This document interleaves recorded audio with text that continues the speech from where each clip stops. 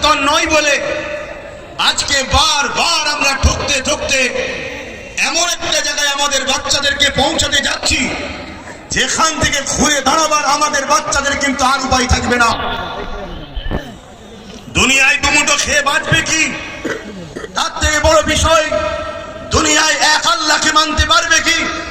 Prophet Muhammad রাসূলকে মেনে চলতে পারবে কি, প্রকাশ্য কলেমা পড়তে পারবে কি, নামাজ মসজিদে পড়তে পারবে কি, মসজিদে হাইয়া আলাস সালাহ হাইয়া আলাল ফালাহ বলতে পারবে কি, কুরআন পড়তে পারবে কি, মুখে দাঁড়িয়ে মাথায় টুপি দিতে পারবে কি, মা বেটিরা হিজাব পর্দা রাখতে পারবে কি? এই অস্তিত্বের লড়াই কিন্তু